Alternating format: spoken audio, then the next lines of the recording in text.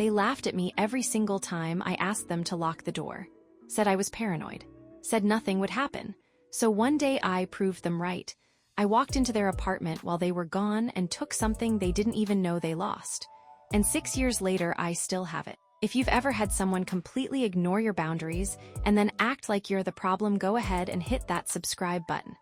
Like the video, and drop a comment if you believe some lessons need to be learned the hard way, because this one is subtle but incredibly satisfying. Summer of 2020.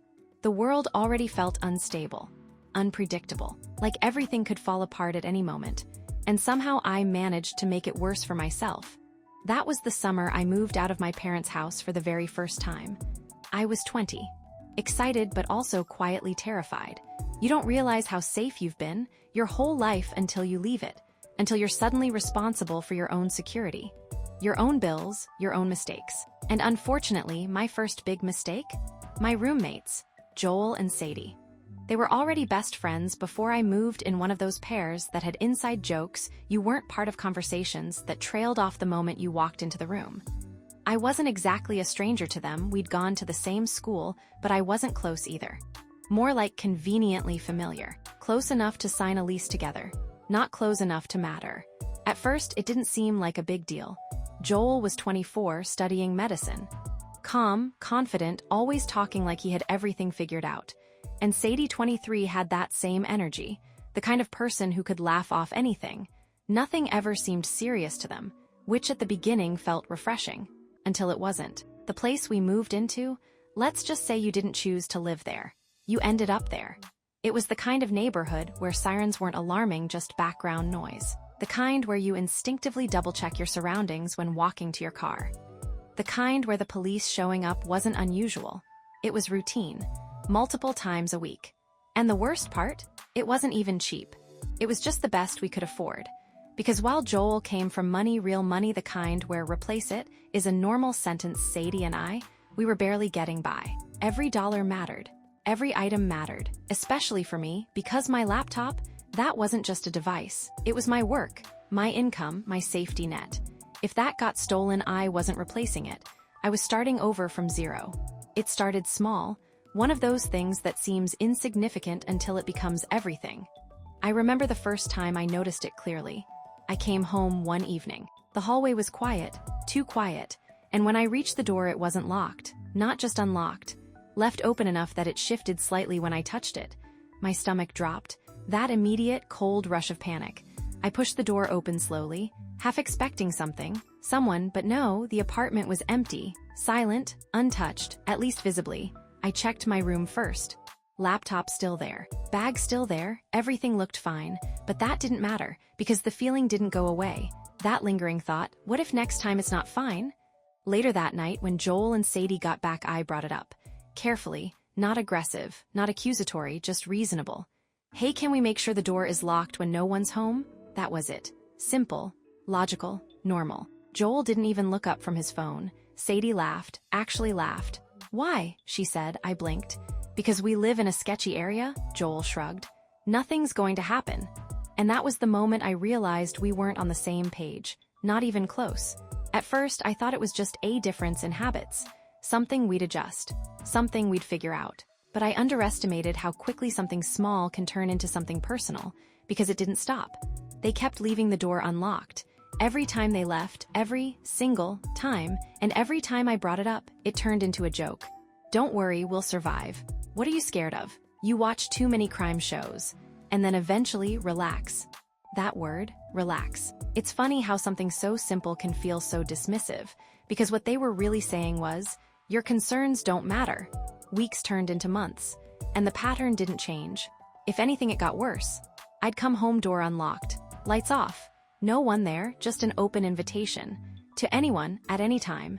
And every time, my chest would tighten. Not because something had happened, but because something could, and they didn't care. That was the part that stuck. Not the risk, the indifference. Because for Joel, if something got stolen, his parents would replace it. For Sadie, same thing. But for me, that loss would be real, permanent, and they knew that, they just didn't feel it. There's a specific kind of frustration that comes from not being heard, not being taken seriously. It builds quietly, layer by layer. Until one day you realize you're not just annoyed, you're done, but I wasn't there yet, not fully. Because part of me still thought maybe they'll change. Maybe if I explain it differently. Maybe if I push a little harder. Maybe if something almost happens, they'll finally understand. Eventually I left. Not in some dramatic door slamming, I'm done with you people kind of way, just quietly. A different unit in the same apartment complex opened up and my friend Maggie needed a roommate. It made sense. Same rent range, same location, but a completely different energy. And honestly, the difference was immediate. Living with Maggie felt normal. That's the only way I can describe it. You know that feeling when you don't have to explain basic things to someone? When common sense is just shared? Yeah, that. The first time we left the apartment together, I instinctively paused at the door, waiting for that awkward moment where I'd have to remind someone to lock it. But Maggie, she locked it without even thinking. Didn't mention it, didn't make a joke, didn't roll her eyes, she just did it, and I remember standing there for half a second longer than I should have because it felt weird. Weird that something so small could feel like such a relief. That's when it really hit me. It was never about the door. It was about respect. Because when someone respects you, they don't make you beg for basic consideration. They don't turn your concerns into entertainment. They don't make you feel like you're asking for too much when you're asking for the bare minimum. And suddenly, all those months with Joel and Sadie started to look different. Not like minor annoyances, but like a pattern of dismissal. Even after I moved out, we still saw each other sometimes. Same complex, same parking lot, occasional awkward, hey, when paths crossed. Surface-level friendliness, like nothing had really happened. But things had changed. At least for me, because once you see someone clearly, you can't go back to not seeing it. There was another reason we stopped interacting much. This was 2020, and while Maggie and I were careful staying in, limiting contact, actually taking things seriously, Joel and Sadie, they were the complete opposite. Parties, visitors, constant coming and going, like the world wasn't in chaos at all, and honestly it just reinforced everything I already felt. They lived like consequences didn't apply to them, like nothing bad would ever actually happen. And somehow that mindset always seems harmless. Until it isn't. It happened on a random evening. Nothing special. No big build-up, just one of those quiet nights where everything feels normal. Maggie was out. I was alone in the apartment, cooking dinner. Something simple, comfort food. The kind of meal you don't have to think too hard about. And everything was going fine until it wasn't. I reached for the potato peeler. And it wasn't there. At first, I didn't think much of it. Maybe it got moved. Maybe it was in the sink, or the dishwasher, or one of the drawers, so I checked. Then I checked again. Then I checked everything, every drawer, every cabinet, every possible place it could be. Nothing, and slowly that mild inconvenience started turning into frustration. Because it wasn't just about the peeler. It was about the interruption. The break in momentum, the fact that something so small was now stopping everything. And then the idea came, Joel and Sadie. They definitely had one, same apartment layout, same basic kitchen setup. And I knew they were home sometimes around that hour, so I paused, stood there in the kitchen, knife in one hand, half-prepped ingredients in front of me, and thought, do I really want to go over there? Because here's the thing, I didn't like them anymore. Not really, not after everything. But I also wasn't trying to start anything. I just needed a potato peeler. That was it. Simple. Transactional, borrow it, return it. No drama, no interaction beyond that. So I made the decision. Set everything down. Grabbed my keys and walked out. The air outside was cool. Quiet. That strange stillness you get in the evening when most people are inside. And as I walked across the complex, I could feel that faint, familiar tension creeping back in. Not fear, just awareness. Because even though I didn't live with them anymore, I knew exactly what I might be walking into. I reached their building. Used my key to get in, walked up the stairs. Same hallway, same door. Nothing had changed. I knocked. Once. Twice. Waited. Silence. No movement. No voices. No footsteps. Just nothing. And that should have been the end of it. Normal people, they knock, get no answer. And leave, go back home. Figure something else out. But I didn't move. I just stood there, looking at the door, and then without really thinking about it, I reached for the handle. It wasn't anger. Not exactly. It was something quieter, something that had been building for months. Every ignored request, every eye roll, every relax, every unlocked door I came home to, all of it, condensed into one simple thought. Of course it's unlocked. I turned the handle, and just like that the door opened.